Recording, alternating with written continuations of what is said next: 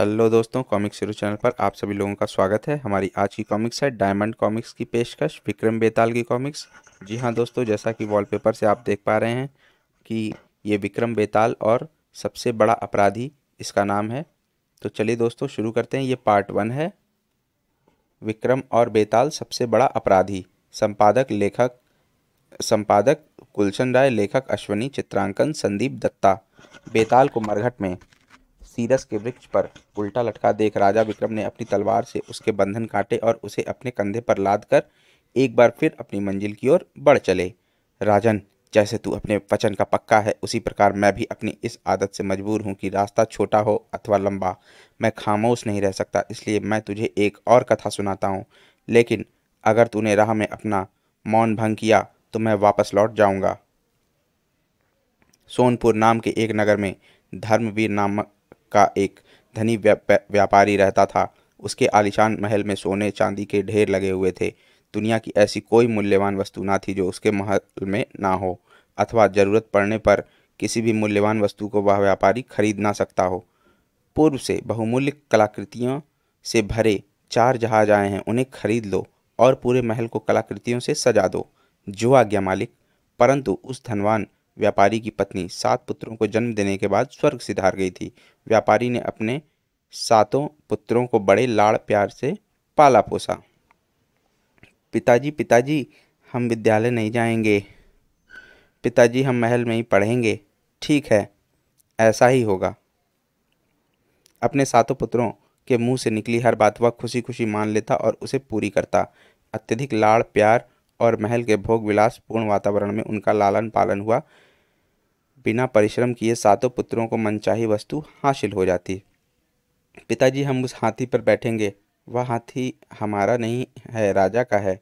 राजा का है तो क्या हुआ, मुंह मांगी कीमत देकर खरीद लो।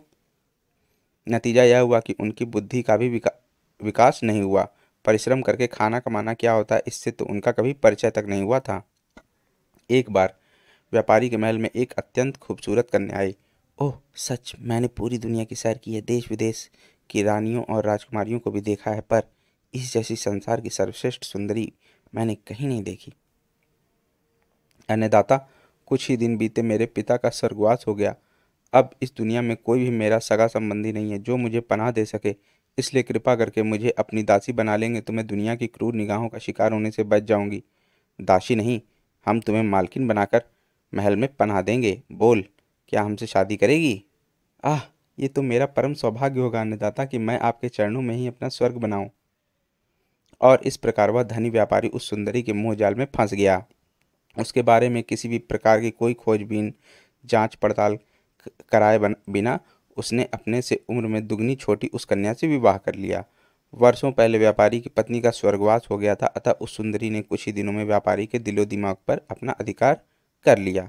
स्वामी, आपकी पूर्व पत्नी से उत्पन्न 7 पुत्र मुझे बहुत गंदी नज़र से देखते हैं, जबकि मैं समझती थी कि मैं उन्हें माँ का वह प्यार दूंगी जो उनसे बचपन में ही छिन गया था।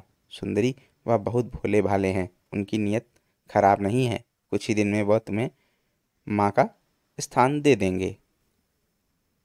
लेकिन कुछ ही दिन बाद मालिक मालिक 7 कुमारों ने मालकिन को अपने कक्ष में कैद कर लिया। क्या, उनकी यह मजाल? 7 पुत्रों के कक्ष में। लीजिए, आपकी आज्ञा अनुसार हमने आपको खंबे से बांध दिया। अब दूसरा आदेश दीजिए। अब हम एक मज़ेदार खेल खेलेंगे और वह खेल होगा मुझे परेशान करने का। तुम खूब शोर मचाओ, मेरे साथ खूब हंसी मजाक करो और मैं बचाओ बचाओ चीखूंगी। ठीक है? और फिर बचाओ बचाओ हा हा हा, चीखो, इन्हें और सताओ। खामोश, बचाओ। वाह, आप परेशान होकर चीख रही हैं और हमें मजा आ रहा है। तुम्हारी ये मजाल कि मेरे रहते अपनी माँ के साथ यह सलूक करो। सड़ाक आ, सड़ाक सड़ाक आ, मैं तुम्हारी खाल उधेड़ दूंगा, चांद से मार डालूंगा। नहीं नहीं, रहने दो स्वामी। पिताजी, मत मारो। आ, मैं टुकड़े टुकड़े कर दूंगा इन बदमाशों के। नहीं नहीं, यह आप क्या करने जा रहे हैं? आप हत्या के और आप आरोप में गिरफ्तार हो जाएंगे। नहीं नहीं, होश में आइए। व्यापारी ने 7 लड़कों को महल से निकाल दिया। तुम्हारे पिता ने हमारा खेल बिगाड़ दिया, तुम्हें सजा दी, हम उनसे बदला लेंगे। बदला? हाँ, सारा धन बटोर कर भाग जाओ, फिर तुम्हारे पिता को अक्ल आएगी, वह तुम्हें ढूंढेगा और माफ़ी मांगेगा तथा इज्जत के साथ महल में रहने देगा। सच? तो ठीक है, चलो भाइयों बटोर लो सारी दौलत, अब इनसे हमेशा के लिए छुटकारा मिल जाएगा। ए चलो शोर मचा दो। अ, अच्छा, चोर चोर पकड़ो चोर। मालिक, चोर और कोई नहीं, सातों कुमार हैं। ओह, उनका इतना साहस! और मालिक, वह आपको कोस रहे हैं, गालियां दे रहे हैं और कह रहे हैं उन्हें आपके सामने पेश कर दिया जाए ताकि और ज़्यादा गालियां दे सकें, भले ही उन्हें जान से मार दिया जाए। ठीक है, उन्हें नगर से दूर जंगल में छोड़ाओ, हम ऐसे दुष्ट लड़कों की सूरत भी नहीं देखना चाहते। जो आज्ञा मालिक। इस प्रकार सौतेली माँ के षड्यंत्र का शिकार होकर सातों लड़के घने जंगल में पहुंच गए। भाई, हमें तो वापसी का रास्ता भी नहीं मालूम, भूख के मारे अतड़ियों में ऐंठन हो रही है। अचानक वह दलदल में फंस गए। बचाओ बचाओ!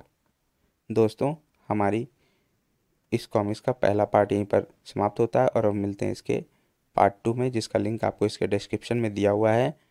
आप उसे वहां पर खोलकर पढ़ सकते हैं। दोस्तों, आपको ये कॉमिक्स कैसी लगी हमें कमेंट सेक्शन में ज़रूर बताएं और मिलते हैं अगली कॉमिक्स में। धन्यवाद।